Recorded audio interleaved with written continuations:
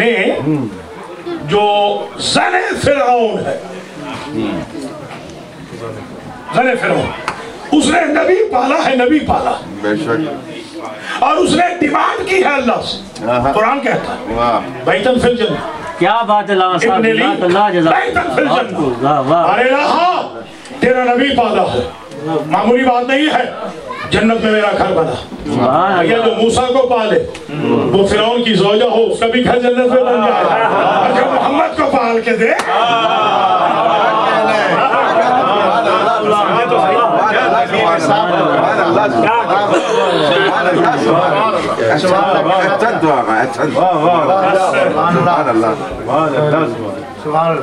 آخری جملہ سن لیں، ظاہر ہے کہ فی البدی حکم تھا، پھر کبھی پڑھیں گے انشاءاللہ زندگی۔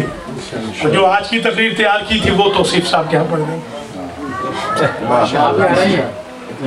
محنت بچ جائے گی، توصیف بیٹھی وہاں بھی آ رہے ہیں، اور وہاں فاطمہ بنت اسد تو پڑھوائیں گے، کوئی بات جو بھی طالب علم ہے، اگر پڑھ سکیں گے تو پڑھیں گے، ورنہ معذرت کر لیں گے، طالب علم بھی تو ہے نہیں ماشاءاللہ، طالب علم ہی کر رہا ہے، طالب علم کا ہمیشہ امتحان ہوتا ہے، فیل ہو تب بھی طالب علم، پاس ہو تب بھی اپنے آپ کو کبھی عالم تو کہا نہیں، طالب علم ہے مت آپ مولین طالب علم، تو بس میں ختم کروں آپ کی زحمت کو۔ سرکار نے یہ بھی سن لیجئے کہ کچھ لوگ کہتے ہیں نا کہ کلمہ نہیں پڑھا، یہ عموماً یہ کہا جاتا ہے نا، کلمہ نہیں پڑھا، یہ لکھا ہے نا۔ شاید آپ بتائیں آپ کے کلمہ پڑھنے کی تقریب ہوئی تھی؟ کیوں نہیں؟ اس لیے کہ آپ جدی پوچھتی مسلمان، اس لیے کہ آپ جدی پوچھتی مسلمان ہیں۔ بھیا تقریب کلمہ ان کی ہوتی ہے جو کنورٹڈ ہوتے ہیں،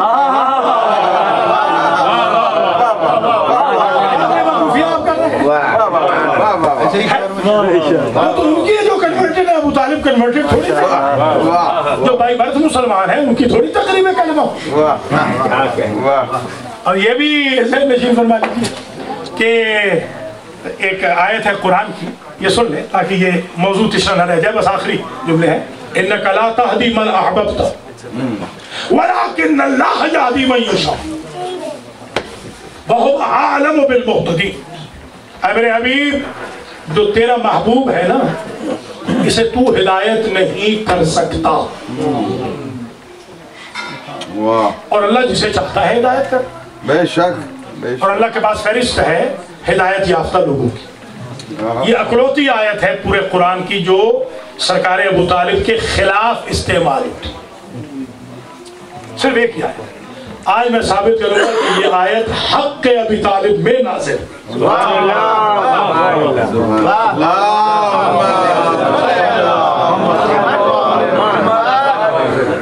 میں آپ کو سمجھا دوں ذرا بات، چھوٹی سی بات سمجھا دوں۔ شاہ جی سے کسی نے، برکلین کے کسی بندے نے شاہ جی سے کہا، یا شاہ صاحب سے کہا کہ ذرا آپ ان کو جانتے ہیں مولانا؟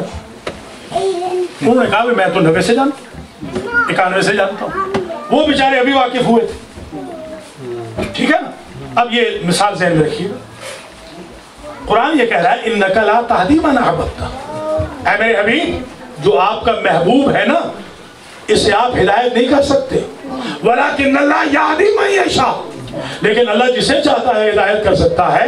میرے حبیب آپ اس لیے انہیں ہدایت نہیں کر سکتے کہ آپ ابھی پیدا نہیں ہوئے تھے اور اللہ ان کی ہدایت کر چکا تھا۔ یہ آیت کہہ رہی ہے، ورنہ یہ کیوں کہتا وَهُوَ أَعْلَمُ بِالْمُهْتَدِينَ، ہدایت یافتہ کو اللہ بہتر جانتا ہے۔ کہنا تو چاہیے تھا گمراہوں کو اللہ بہتر جانتا ہے، اگر انہوں نے کلمہ نہ پڑھا ہوتا تو کہا جاتا گمراہوں کو اللہ بہتر جانتا ہے۔ ان کے حق میں آیت ہے، اس لیے کہا ہدایت یافتہ گان کو، گائیڈڈ ون کو اللہ بہتر جانتا ہے۔ پھر اس میں جو 3 آئی وٹنس، عباس بیٹھ چلتے ہیں، عباس، جو 3 وٹنس اس میں پیش کیے گئے ہیں، ان میں سے ایک وہ ہے جناب ابو طالب فوت ہوئے ہیں ظہر میں، وہ پیدا ہوئے ہیں عصر۔ کیا کہنے، اب میں کیا نام لوں، کیا کہنے۔ ایک صاحب پیدا ہوئے ہیں عصر میں، عصر کے وقت، اور اسی دن ابو طالب فوت ہو گئے ظہر کے وقت۔ उन्होंने शक्ल मादर से देख लिया कि कलमा नहीं पढ़ रहे थे।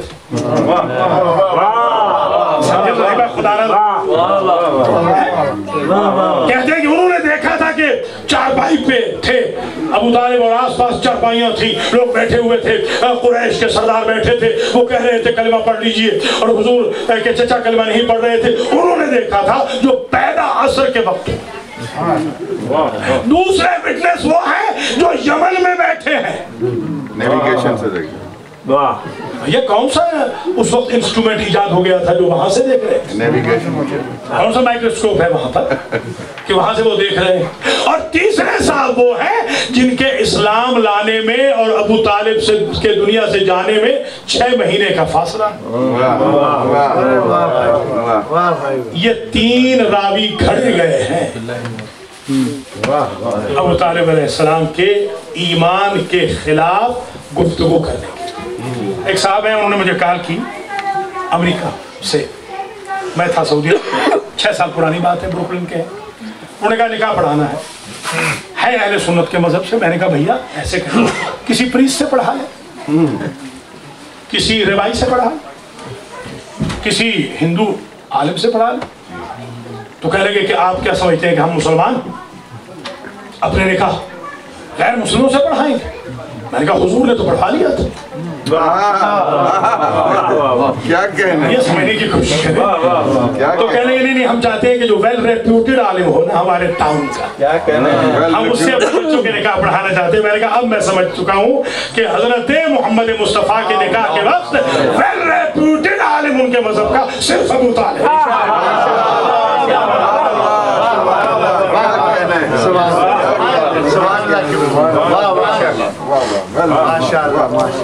क्या कहना, क्या कहना।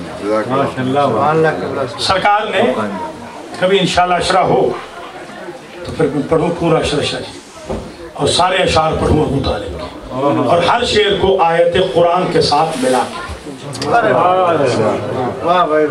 फिर लुत्फ़ाए हज़रत अबू तालिब अलैहिस्सलाम की वकालत कि कोई मिसरा अबू तालिब का ऐसा नहीं तो कुरान से मिलता है।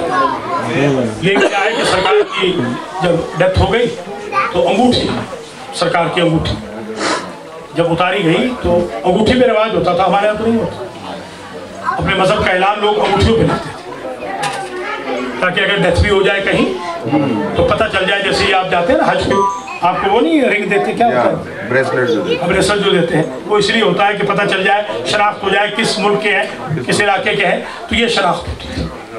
तो जब हजरत अबू तालिब अलैहिस्सलाम को दफन करने लगे और अंगूठी उतारी तो सरकार ने इबारत पढ़ी। जो अहमद कहते हैं ना पढ़ना लिखना नहीं जानते थे, उन्होंने लिखा है कि हुजूर ने इबारत पढ़ी और हुजूर ने कहा मेरे चचा की अंगूठी पे कंधा है रज़ीतु बिल्लाहि रब्बन व बिइब्नि अखी नबिय्यन व बिइब्नि अली वलिय्यन वसिय्यन व इमाम।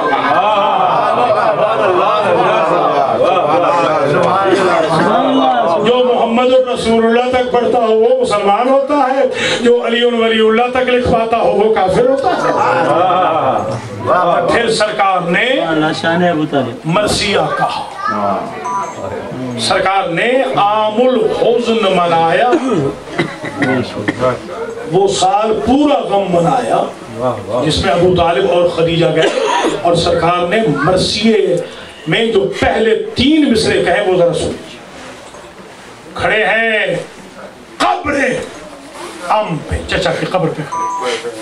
अभी हुक्म जनाजा नहीं आया था, इसलिए ना अबू तालिब का जनाजा पढ़ाया ना खदीजतुल कुबरा, इसी का हुक्म नहीं आया। मगर अपने दस्ते मुबारक से दफन करने के बाद कहते हैं या अम्मे, ऐ मेरे चचा, कब्र पे खड़े होकर रब्बैतनी सगीरा व कफलतनी यतीमा व नसरतनी कबीरा। चचा मैं आपका शुक्रिया कैसे अदा करूं, आपने मुझे सगीर पाकर मेरी तरबियत की, सुभान, आपने मुझे यतीम पाकर मेरी कफालत की, और आपने मुझे कबीर पाकर मदद की। یہ 3 جملے ہیں سرکار کے ابو طالب کی قبر پر. اور سرکار کو اتنا کانفیڈنس تھا اپنے چچا پر کہ جب تک چچا رہے ہجرت کی نوبت ہی نہیں. اور چچا گئے تو پھر رہنے کا سوال ہی پیدا کہ اب کس کے بلبوتے پہ رہے. بھیا جس رسول کا سایہ نہ تھا اس کا سایہ بن کے رہے ابو طالب. اللہ اللہ. ابو طالب اس ہستی کا نام. اور کربلا میں خون کام آیا تو ابو طالب اسلام کے لیے صاحبان بنا تو چادر خاندان ابو طالب. کربلا میں ذبح ہوا تو پوتا ابو طالب. کوفہ و شام کے بازاروں میں گیا تو پڑ پوتا ابو طالب. یہ سارا خاندان ہے ابو طالب کا. اور یہ دن ہے، یہ جو 3 سفر ہیں، یہ شام کا دن ہے. سید مکرم لکھتے ہیں کہ 1 سفر کو کاروان آل محمد بلاد شام میں پہنچ گئے اور 4 سفر کو دربار یزید میں پہنچا. سید خود کہتے ہیں کہ یہ 3 دن تک قافلہ کہاں رہا. اس کے بعد علامہ حسین بخش نے اس کی توجیہ لکھی کہ 15 اذان علی و بطول کی بہو بیٹیوں نے بازار شام میں سنی. اللہ اکبر. کوئی پوچھتا تھا نا زین العابدین سے کہ مولا سب سے زیادہ تکلیف کہاں ہوئی، تو فرماتے تھے الشام الشام الشام. مولا کوئی انوکھا ظلم ہوا؟ سنیے کیا فرماتے ہیں. فرماتے ہیں بھائی 5 لاکھ تماشبین میری ماں بہنوں پھوپھیوں بیٹیوں کے سروں کا تماشا کرنے کے لیے بازار شام کے ارد گرد جمع. اسے کہا مولا ان القتل لکم عادت والشہادت لکم السعادت. قتل ہو جانا تو آپ کی عادت ہے فرزند رسول، شہادت تو آپ کی سعادت ہے فرزند رسول. فماذا یبکیک یا ابن رسول اللہ، پھر آپ رو کیوں رہے ہیں؟ تو فرمایا بھائی تو نے انصاف نہیں کیا. بازاروں درباروں میں بے مقنع و چادر پھوپھیوں ماؤں بہنوں بیٹیوں کے ساتھ پھرائے جانا، یہ تو ہمارے لیے سعادت نہیں، یہ تو ہماری عادت نہیں. جب کاروان آل محمد شام کے بازار میں پہنچا تو ایک شیخ، ایک بوڑھا آگے آیا. اس نے کچھ فخریہ اشعار کہے، فرزند رسول کا دل بھرایا. فرماتے ہیں یا شیخ اما قرأت هذه الآیت فی القرآن، تم نے قرآن میں یہ آیت نہیں پڑھی؟ قرآن کی یہ آیت تم نے نہیں پڑھی؟ قل لا اسألکم علیہ اجرا الا المودۃ فی القربى. اسے کہا پڑھی تو ہے مگر اس آیت کا آپ سے کیا تعلق ہے؟ فرمایا نحن القربى، وہ قربہ ہم ہی تو ہیں. پھر امام فرماتے ہیں ہماری محبت فرض کی گئی تھی، اگر کسی کی نفرت فرض کی گئی ہوتی تو اسے بھی اتنا نہ ستا سکتے جتنا انہوں نے ہمیں ستایا. اللہ اکبر. شام میں اتنا تو امتحان کھڑا تھا عابد بیمار کا کہ فرماتے اقاد ذلیلا فی دمشق کاننی عبد من الزندغ نصیر، کہ شام میں مجھے اس طریقے سے میری انسلٹ کی گئی کہ جس طرح کوئی افریقہ کا ایسا غلام ہو کہ جس کا کوئی مددگار دنیا میں نہ رہ گیا ہو، اس طرح مجھے ستایا گیا. اور پھر ایک موقع ایسا بھی آیا کہ فرزند امام حسین نے یہ جملہ کہا یا لیتنی لم تلدنی امی، اے کاش میری ماں نے مجھے نہ جنا ہوتا، میں نے بلوے عام میں پھوپھی زینب کا سر برہنہ نہ دیکھا ہوتا، میں نے دربار یزید میں خیزران کی چھری سے اپنے بابا کے بہن مبارک کی انسلٹ نہ دیکھی ہوتی. اور جب ایک مرتبہ قافلہ آیا ہے باب الساعات میں کھڑا ہوا ہے، یہ گھنٹوں والا دروازہ اسی وقت سے بنا ہے جب کئی گھنٹے علی و بطول کی بہو بیٹیاں کھڑی رہی اور دربار سجدہ رہا. بالآخر جب یہ دربار میں گئے ہیں تو راوی نے عجب جملہ لکھا. امام زین العابدین کہتے ہیں راستے میں جب بھی کوئی بی بی گھبرانے لگتی تو میری پھوپھی جو کربلا کی شیر دل خاتون تھی شریکت الحسین، وہ ہر ایک کو دلاسا دلاسا دیتی، سہارا دیتی، رقیہ نہ گھبرانا میں تمہارے ساتھ ہوں، ام کلثوم نہ گھبرانا میں تمہارے ساتھ ہوں، سکینہ نہ گھبرانا میں تمہارے ساتھ ہوں، فاطمہ کبریٰ نہ گھبرانا میں تمہارے ساتھ ہوں، باقر نہ گھبرانا میں تمہارے ساتھ ہوں، رباب لبابہ نہ گھبرانا، فضہ نہ گھبرانا میں تمہارے ساتھ ہوں۔ ایک وقت میں بھی بھیڑ میں گھبرا گیا، میری پھوپھی نے للکار کے کہا بیٹا سجاد نہ گھبرانا، پھوپھی ساتھ ہے، میری نہ گھبرانے والی پھوپھی۔ جب دربار یزید کے داخلے کا وقت آیا تو صدر دروازے پہ کھڑی ہو گئی اور مجھ سے کہا یا علی ابن الحسین ارنی طریق النجف، اے سجاد مجھے ذرا نجف کا رخ بتا دے، جس طرح حاجی حج بیت اللہ کا قبلہ رخ ہوتا ہے۔ میری پھوپھی نجف رخ کر کے ایک مرتبہ صدر دروازے پہ بیٹھ گئی۔ میں نے کہا پھوپھی اماں آپ نہ گھبرانے والی تھی، بیٹا میں گھبرائی نہیں۔ 21 کی شب میں جب میرا بابا جا رہا تھا، میرے بابا نے مجھے ساری وصیتیں کی تھی، ساری پیشین گوئیاں کی تھی، بتایا تھا بھائی مارے جائیں گے، بیٹے مارے جائیں گے، بھتیجے مارے جائیں گے، بھانجے مارے جائیں گے، مہمان میزبان مارے جائیں گے، چادر لٹ جائے گی، لاشیں پامال ہوگی، عبید اللہ ابن زیاد کے دربار میں جاؤ گی، بیٹی صبر کرنا، بازاروں میں پھرائی جاؤ گی، اور بیٹی سب سے زیادہ صبر وہاں کرنا تم علی کی بیٹی ہو۔ جب لوگ کرسیوں پہ بیٹھے ہو اور یزید شراب پی رہا ہو تو شرابی کے دربار میں جانا تو صبر کرنا۔ میں نے بابا سے کہا تھا اے سید سجاد ہر جگہ خود جاؤں گی، مگر دربار یزید میں بابا ایک لمحے کے لیے آ کے بتا دینا کہ شریف ذاتیہ شرابیوں کے درباروں میں کیسے داخل ہوتی ہے۔ اے سجاد دربار آ گیا، میرا صادق الوعد بابا نہیں آیا۔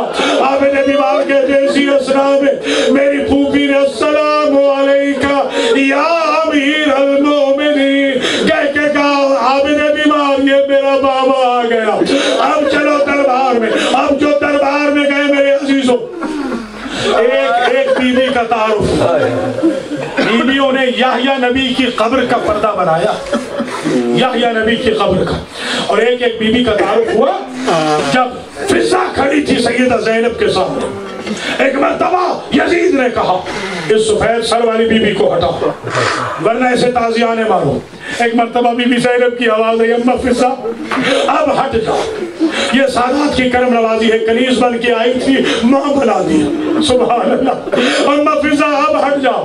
ایک مرتبہ فضہ کی آواز آئی رسول کی بیٹی میں نے آپ کے نانا سے آج کے دن کے لیے تو عمر بڑھوائی تھی کہ جس طرح میں نے آپ کی ماں سے وفا کی ہے ایسے آپ سے وفا کر امتی مر جاؤں گی، آپ کے سامنے سے نہیں ہٹوں گی۔ اور پھر کہا کہ اے زینب رسول کی بیٹی اگر مجھے اجازت دے تو آج میرا بس چلتا ہے۔